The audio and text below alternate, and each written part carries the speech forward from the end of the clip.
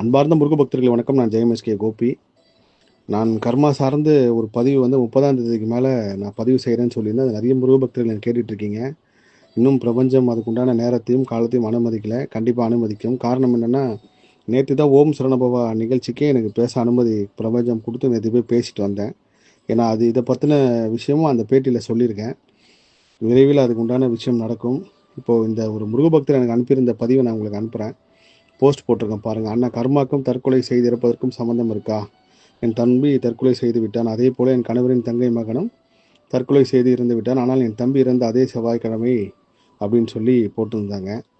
இது சம்மந்தமாக நான் இதுக்கு முன்னாடி ஒரு நேர்காணல்லையோ இல்லை ஒரு குரல் பதிவுலையோ நான் இந்த விஷயத்த பண்ணியிருந்தேன் நம்ம வாட்ஸ்அப் சேனல்லையே. என்னென்னா, ஒரு அப்பா ஒரு விஷயம் பண்ணிட்டாரு, அபாண்டமாக ஒருத்த மேலே பழி சொல்லிட்டாரு. அவர் இறந்த அதே நாளில் தான் அந்த அப்பாவோட மகள் வாரிசும் இறந்தார் அப்படின்னு சொல்லி. ஸோ இது கர்ம ரீதியாக தான் கண்டிப்பாக இது தொடர்பு ஏற்படுது. நான் எல்லா முருக பக்தர்கள்ட்ட சொல்கிறது என்னென்னா, நீங்கள் படுறதெல்லாம் ஒரு கவலையே கிடையாது, நீங்கள் படுறதெல்லாம் ஒரு கஷ்டமே கிடையாது, நீங்கள் தான் அதை கஷ்டமாக நினச்சிட்ருக்கீங்க. உங்களை விட 500,000 மடங்கு துன்பப்படுறவங்களாம் நான் பேசியிருக்கேன். உங்களுக்கு இருக்கிற பிரச்சனைலாம் பிரச்சனை இல்லைன்னு சொல்கிறப்பெல்லாம் அவங்க அதை பெருசாக உணராமல் இருப்பாங்க. ஆனால் இந்த பதிவு பார்க்குறப்போ, இப்படி ஒரு சூழ்நிலை நம்மளுக்கு வந்திருந்தாலோ இல்லை நம்ம குடும்பத்தில் இருந்தாலும் நம்ம தாங்கியிருப்போமான்னு செக் பண்ணி பாருங்கள். அதனால் எல்லா முருக பக்தர்களையுமே முருகர் உள்ளங்கையில் வச்சு தாங்குறாருன்னு தான் நான் சொல்லுவேன். சரி, இந்த மாதிரி விஷயங்கள் ஏன் நடக்குது அப்படின்னா, நான் என் கர்ம ஆராய்ச்சியில் நான் உணர்ந்த விஷயத்த சொல்கிறேன். எல்லா வாரிசுகளுக்குமே அவங்களோட கர்மா எங்கேருந்து ஆரம்பிக்குதுன்னா, அவங்க அப்பா அம்மா கிட்டேருந்து ஆரம்பிக்குது. அப்பா அம்மாவோட கர்மா எங்கே ஆரம்பித்து முடியுதுன்னு பார்த்தீங்கன்னா, அவங்களோட பசங்கிட்ட இருந்து தான்.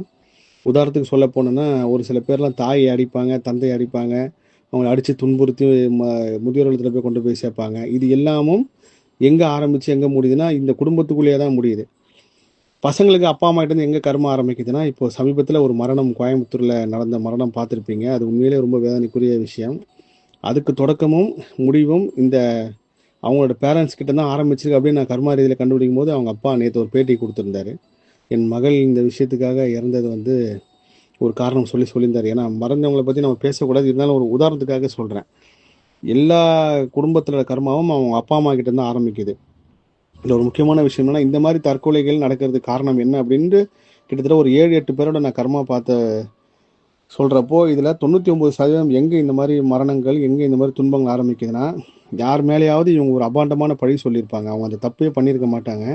தப்பு பண்ணாதவங்க மேலே ஒரு அபாண்டமான பழி சொல்லி அதில் அவங்கள அவமானப்படுத்தி அவங்க கடைசியில் மனம் வந்து தற்கொலைக்கு போகிற அளவுக்கு பண்ணியிருப்பாங்க.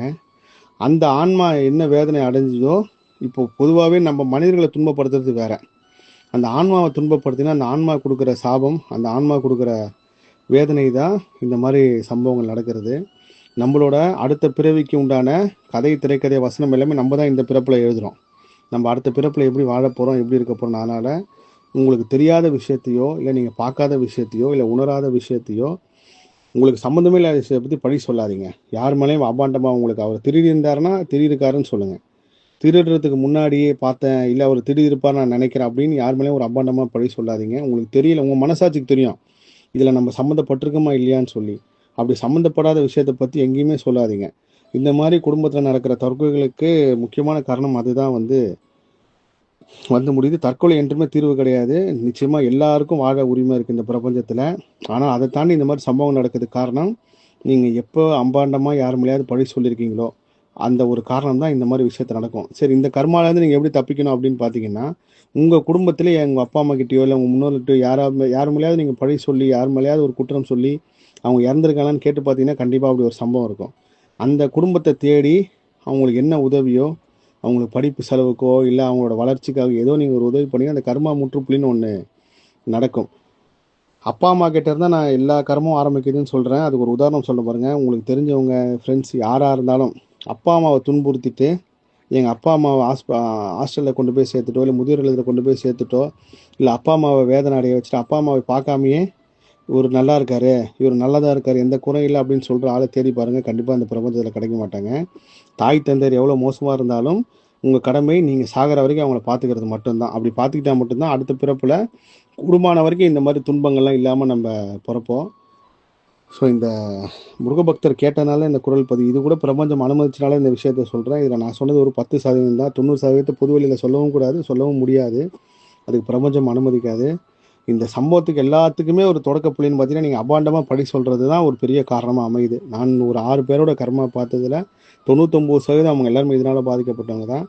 அதனால் மாமியார் மருமகள் மீதோ, இல்லை கணவன் மனைவி மீதோ, இல்லை மனைவி கணவன் மீதோ, அண்ணன் தம்பி மீதோ, அக்கா தங்கச்சி மீதோ, குடும்பத்தில் யார் மேலேயுமே நீங்கள் தெரியாத பார்க்காத விஷயத்தை பற்றி பழி சொல்லாதீங்க. எல்லா புகழும் முருகனுக்கே. நன்றி.